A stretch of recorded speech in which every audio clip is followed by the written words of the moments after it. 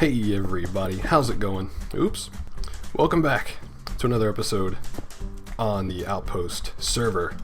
Today, I am in the tunnel, and I've been placing quartz stairs. I'm continuing to place quartz stairs. Yeah, right there. Alright, continuing on. But, we are getting just so close to finishing this thing. So close we can taste it. That right there is the bend in the tunnel that heads down out toward the outpost. But a lot of things have been happening on the server since the last time I recorded, and probably I'm going to show you some of those things today.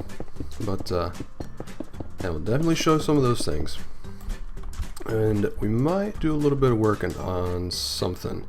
I'm not sure what I'm going to be working on yet, but we'll figure that out when we get there. I can't sprint anymore. I need potatoes. Yeah, but for now, I'm just placing some quartz, and when I've finished with that, I'll head back up to the surface and show you some of the things that have popped up around spawn and stuff like that.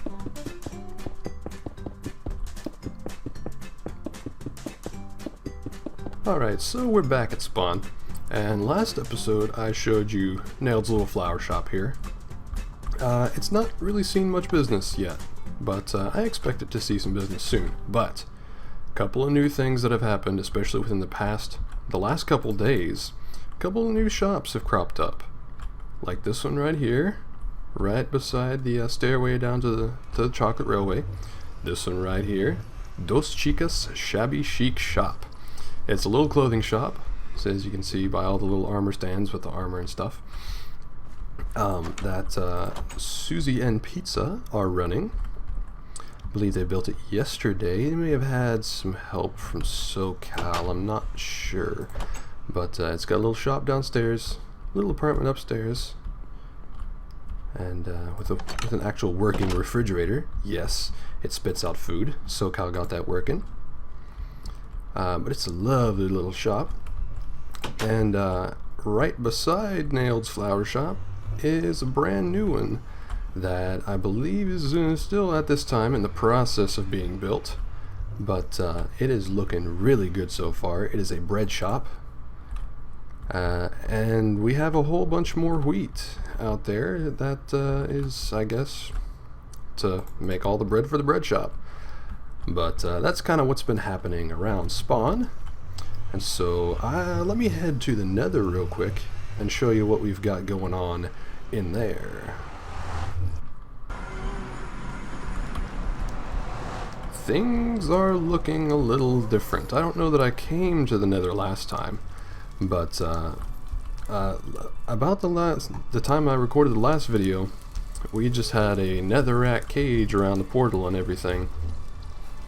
But now we have this very, very nice walkway. At the end of this tunnel, we have some other stuff that has gone up. Entrance to it is right here off to the right. Hopefully there aren't any blazes out here looking to kill me. Oh, there's one. Yep. Oh boy. I can't attack him for reasons that you will see here in just a second. Yeah, let's head down the staircase. Oh, hi glowstone. Oh no, oh no, oh no, goodbye. Goodbye, wither skeleton. Oh, you about to die, son. Get out of here. Wow. Whew, that was unexpected. Okay, but yeah, so we have a blaze farm now. A couple of the members got together and they built the upper part of it. It is actually following a design by the genius Mumbo Jumbo, redstone genius. And down here we have our little collection area, little XP collection area. I actually worked on the redstone behind this, but you know, none of it's my design. It's all Mumbo. But basically all you do is you close this little piston here. That keeps any more blazes from falling down into the crushing chamber. You smack the crusher, and it is a delay long enough for the blazes to take 19 damage. So so that when the crusher stops, all you gotta do is punch them. Just punch them, yes. Just punch them. You get the XP, and lumber he put in this little button right here. That operates those two blocks right here, so you can kind of pop in, grab your stuff, stick the blocks back up, and raise the piston again so that it's ready to go. All the blazes will continue to fall down, and we have some lava lighting here. What I'll do is I'll link Mumbo Jumbo's video in my description so you guys can check out exactly what goes into this. It's a very involved process. But just outside the blaze spawner here, we have a little garden. Some tall trees and flowers. Looks like the grass hasn't spread all the way over here yet. Do I have any torches? Nope, don't have any torches. Oh well, we'll fix that later. But just kind of a little bit of a green spot to take away from the monotony and the redness of the nether. But so that's what we've had going on out here. So I will head back out to my house and kind of show you what's been going on there. I'll see you back there in just a little bit. Alright, so here we are, boating up on my house once more. And you can probably see something that I didn't have before. Up on my porch here. Stuck with some cobblestone. That's right. Got a skeleton horse. Oh yeah. This one is my 26 harder. He can actually jump 2 blocks. So that's good. That's good. I'm glad I have one that can jump 2 blocks. Those are my favorite. But I've been keeping him on my porch. Don't really have a stable for him yet. I'll be working on that. But yeah, skeleton horses, they've not been so terribly rare on the server. I have 3 more. Oh goodness. Wow, that was smooth. I have 3 more just sitting in pits here in the backyard. Not really sure what to do with them yet. I think they're all saddled up. Yep, looks like it. But yeah, they've not been terribly rare on this server. I'm not sure if we'll get to a point where we can see this. Oh yeah, there we are. Way out. Hold on just a second. Way out there in the bay, out in the ocean, there's another 8 of them. And pretty much everybody on the server has a skeleton horse right now. They've been pretty abundant. We had a little stretch there where it was thunderstorming pretty much every night. But yeah, skeleton horses. Who needs regular horses now? We got skeletons. But anyway, I guess that's enough showing around. Let's actually try to do something today. This little thing I showed you last episode, it's looking really, really bare. So what I'm thinking of doing is making a few custom trees here, or maybe just one, just kind of maybe on this side of the hillside, maybe on this other side, probably on this side, kind of close to the house. But I'm gonna put a custom tree here, hopefully fill out the area a little better. So I am going to gather up some supplies, and I will be back when I have everything I need. Alright, so I have gone and gathered up some oak wood and some oak leaves. Don't mind those, we won't be using those. But some oak wood and oak leaves. I have my hatchet. It was a gift from 2 lovely ladies that still to this day have not admitted that they were the givers. But I've got my stuff. Let's get to building on this thing. So, from what I have seen and heard and kind of experimented a bit with myself, is that when you're doing custom trees, you kind of want to start with a wider base and then get broader as, or well, broader. Nope, not at all. You want to get smaller as you go up. And then that's when you can start expanding the leaves. So I'm kind of wanting this tree to go down and across this hill a little bit. But right here is where I want the bulk of the tree to be. So other than that, it's pretty much random as to whatever you want to do with your tree. Let's just kind of do that. Yeah, so you just kind of got to play around with it and see what looks good. And this tree is very subject to change. In fact, it's going to change. I guarantee it from what it is right now. That's just the way things go when you're doing custom trees. Oops, sorry, that was my phone. I should know better, but oh well. So kind of what I wanted to do with this tree is to have a lot of bulk down here at the bottom, and then have it kind of overarch this little pond up here a little bit. So I will work on that for a little bit, and then I will come back. I will probably have to sleep, but I will come back when I've got a little bit more down. And oops, yep, I'll be back. Okay, so I have a bit of a design up that I'm kind of starting to like. I actually mostly started over because what I was doing last time on camera I really didn't like. So what I did was I actually expanded this hill out a little bit so the tree didn't look quite so out of place. And then I did a few things just to kind of incorporate it into the ground a little more to give it the illusion of actually having roots and being there for forever. But mostly when you're building custom trees, it's just kind of random. And so I've got a bunch of branches out in a bunch of different places, and I think it's a little bare on this back. So what I'll do is I will build one of these branches on camera so y'all can see kind of the process of what goes into a custom tree. Oops, I have kind of blocked myself in here. That's okay, that's what the dirt scaffolding's for. Dirt scaffolding. Alright, so pretty much you just kind of go randomly building up and out to the side,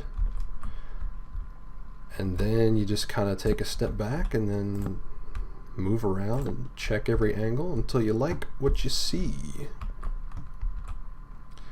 For big trees like this, the knotted branches, they certainly look really good for big trees like that. Let's see how this is looking. You know what? I think once I get some leaves on this, it will really start to take shape.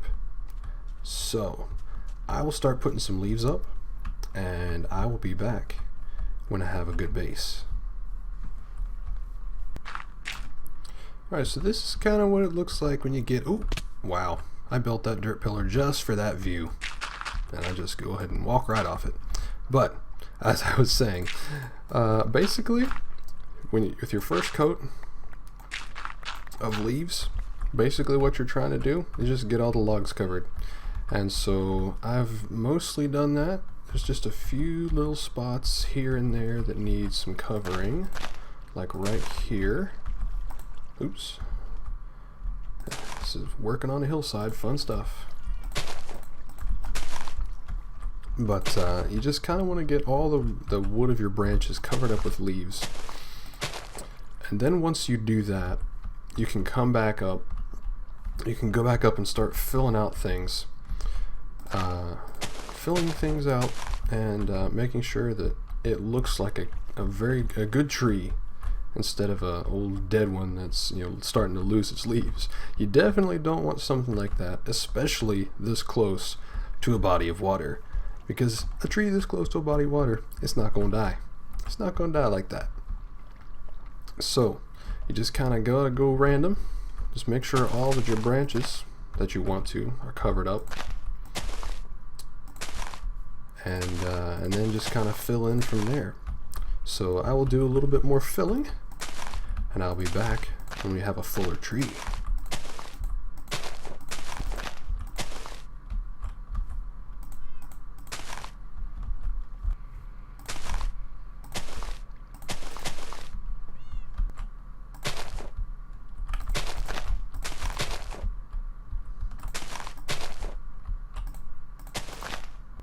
Okay, so I've done a bit more filling out, and it's really starting to come together. There's just a few little gaps here and there, like right there. A few little gaps I'll want to fill in, but and maybe a little bit more on this side. Yeah, this branch needs a little bit more, but it's starting to come together for sure. I've done a lot. Most of the filling out I've done is from the bottom, because that's kind of the part that you're going to see more than the top. But the top is starting to come together. So let me get up on there. And start to fill that out, and we'll drop back down, take another look at it, and see how it's coming along.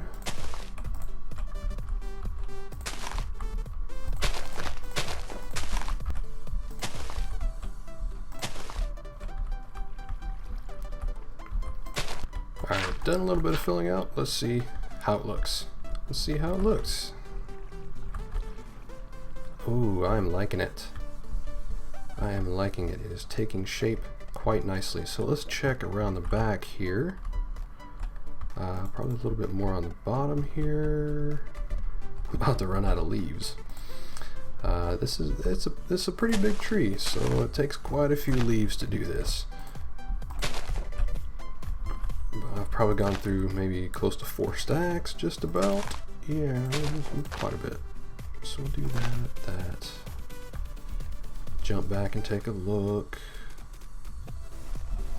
Okay, sprint key. Yeah, that's looking really good. Everything is pretty well covered. I'll probably put a little bit more in there. Let's do that. Oop. Don't want to fall down there. That would be fun. Let's get back up here and do a little bit more filling here. Yes, more filling here. Empty middle of the tree. What was I thinking? Can't have that. Let's do that. It's getting to nighttime, so I'm gonna have to run in and sleep here in just a second, but that's looking a lot more filled out. So let's do that. And I've officially run out of leaves. So, we'll do a quick check. I'll sleep really quick. Can't sprint. Okay, I'll sleep really quick, do another quick check. And if I need some more leaves, I've got a couple trees growing here and I can get some. I'll be back after I've done these things.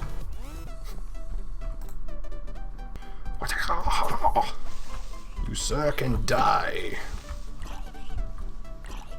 Oh, you too? Goodbye. Okay, done a quick sleep, and this side of the very top is looking quite bare. So that's something. Shouldn't be too difficult to fix. I picked up a few more leaves from one of those trees. That should be enough to fill everything out. Yeah, I'm missing quite a bit from here.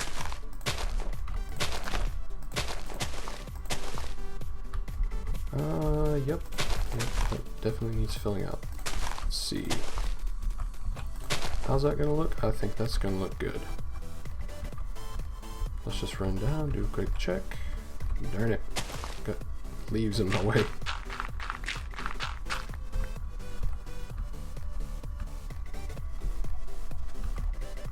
Ah, that is much better. But, so as you can see, custom trees are pretty trial and error. I will not complain, or, wow, I will not claim to be any kind of professional tree maker. Because that would be a lie.